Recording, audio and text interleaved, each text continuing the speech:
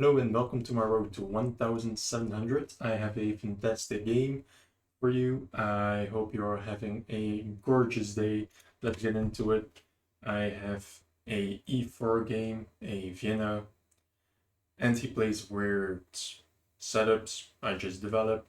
I was expecting some development from him.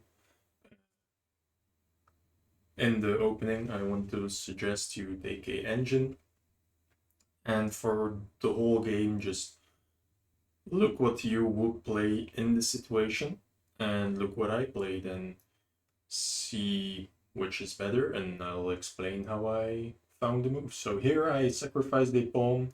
The engine doesn't like it for a weird e4 sacrifice with a knight, and I don't really understand, to be honest. I was a bit afraid of knight to f3 and then knight to h5, but there was nothing there. I can just draw back my bishop, so I developed. And here my opponent plays a weird move. If I remember correctly, c6.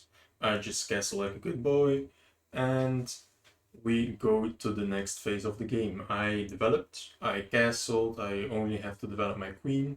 But now that everything except of my rooks and my queen is developed, I can already look for slightly more aggressive stuff.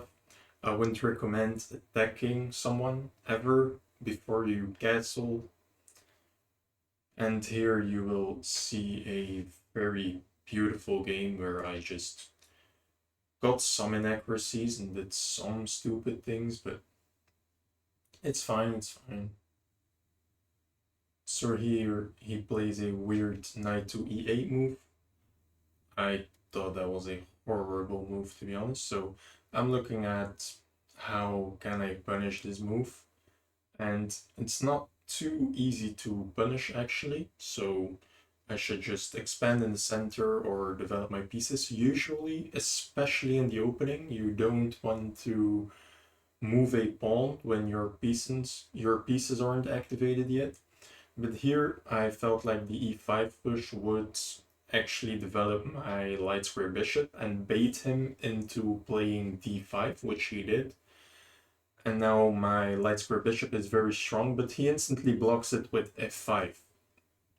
f5 isn't a horrible move, but it does give me a target.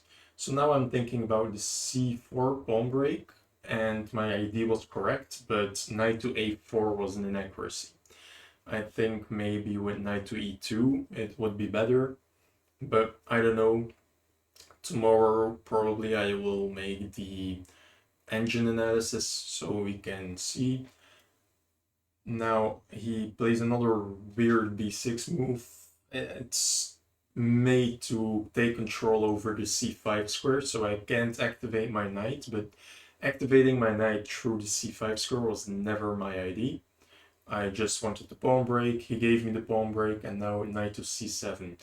In my opinion, a practically good move, and now he justified the e8 move, the knight e8 move, so it's not bad. Now I'm looking for some queen development because I haven't developed my queen yet, and I should. So I placed it on d2 in a second. Yes, just to take control of the g5 square. I think the g5 square is very important because I want to activate my pieces through the g5 square. I was calculating some aggressive moves, but they all don't really work and they grant me targets. And now king to h8. I can't really explain king to h8. I think that's a bit of shadow boxing. He's defending a threat that doesn't exist, and every time you defend a attack that doesn't exist, a attack will follow. So every time you think, I want to defend, look if there's actually an attack, because if there isn't an attack and you are defending it, you will run into an actual attack, which my opponent will. He defended a non-existent threat, he was shadowboxing, and now I will get a actual threat. Knight to c3, just pressuring the d-pawn, and I'm trying to make a target. This is very instructive. I am not actually trying to win something. I am trying to justify my c4 pawn break by making the d pawn weak, and I want to isolate the d pawn, and I feel like that's something that a lot of people under 1003 or 400 struggle with. Trying to make a target isn't that easy, but I'm trying to make the d pawn isolated, and now he defends with bishop e6. I feel like that's a pretty bad move, because why would you use a bishop as a pawn with a weird head on? Because that's practically what the bishop does. Maybe taking isn't the best, because I am activating my opponent's bishop with it, but he took with the pawn, and I feel like that should be at least an accuracy. He voluntarily isolated his d pawn, and he's still using his bishop as a giant pawn with a weird head on. So I'm just playing developing moves, and here you will see another concept that my opponent did, which is pretty terrible. He's just dancing the Macarena with his bishop. He will put his bishop back to the c8 square after a big thought. So he's just going back and forth, just dancing a bit around. It's wasting time, it's pretty stupid, it makes his d pawn a bit more weak, but I don't really have a actual threat. So I just developed, as I should. And now you will see my plan. I put my rook on the e5 square with the very easy threat of pushing e6 and try to stop me from playing knight to f7, which is a royal foca, and you will have to sack your rook. So I just developed with a threat. He's threatening my b pawn, and here a very instructive moment. I am attacked. My d pawn is attacked. My d pawn is hanging. What do? We first look for something more forcing, where I am threatening something more powerful than one pawn. So after some calculation, I am trying to sacrifice something here, because everything felt a bit suspicious. Like, all of his moves were pretty bad in my opinion. But eventually I just choose to sacrifice my d pawn and play e6. So here in a second I will play e6 with the clear intention of going knight to f7. He takes my pawn, which is a pretty bad move in my opinion. I felt like he had more priorities, and my attack is more potent than his attack. But he argues with me and says, no, my pawn threat is more important than your knight going to f7. So it's a little argument, and we will see who has the right approach. I was thinking about queen to f8 first, blockading my pawn with an attack, but that just drops a knight. So my opponent finds the best move here after a 2-minute thought, so I will skip around a bit. He played, after a very long thought, knight to e6, blockading my pawn, attacking my bishop, trying to trade, and defending his d4 knight.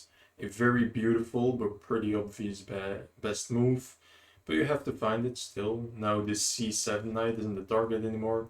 My best move in the position is bishop to e5, just developing again. There's no knockout blow, just develop, but I didn't. My first intuition was to play bishop to e5, but after a thought, I thought that the rook to e5 move would be more powerful. Just developing my rook, maybe intending to double my rooks, putting a lot of pressure on a lot of pawns, and here my opponent struggles with the pressure. He thought that bishop to d6 would be a powerful pin, but it isn't, because it just drops the d pawn for absolutely free.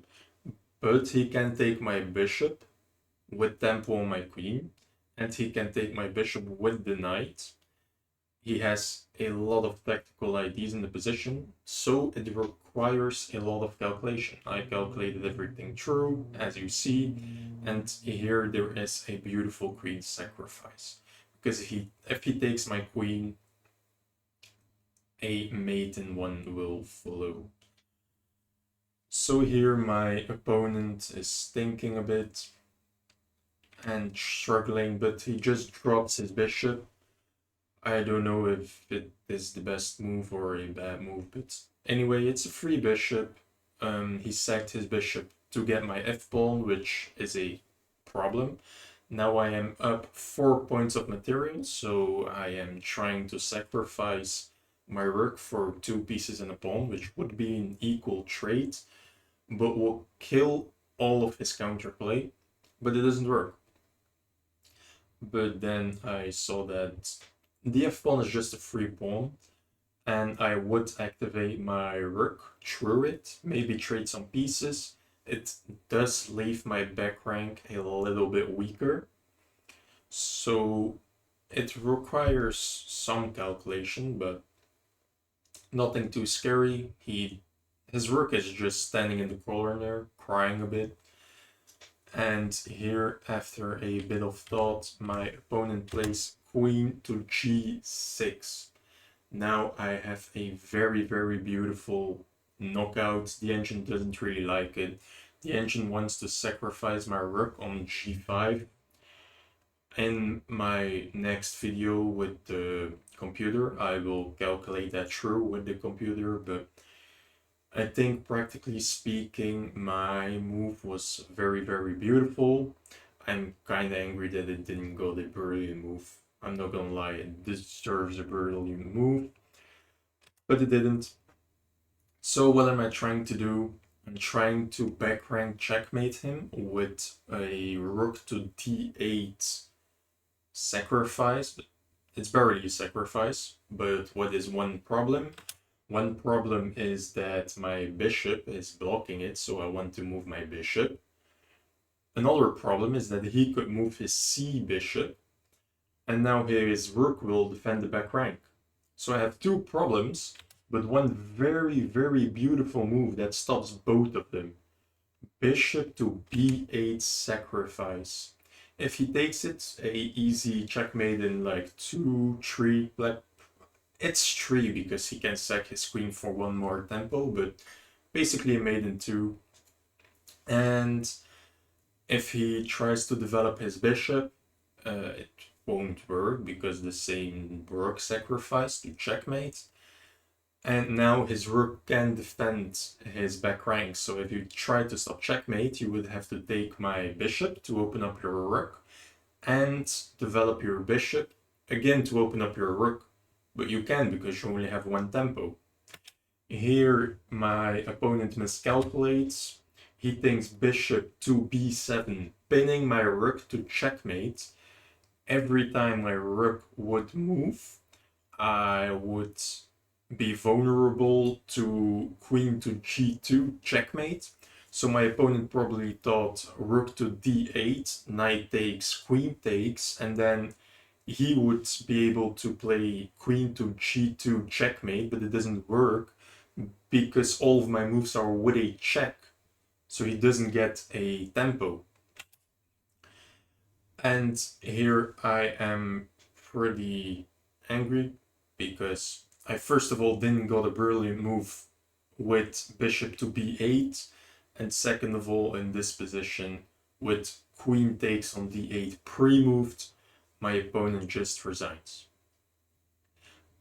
That's just disrespectful. Like, pre-moving queen to d8 is a bit disrespectful, but not letting me play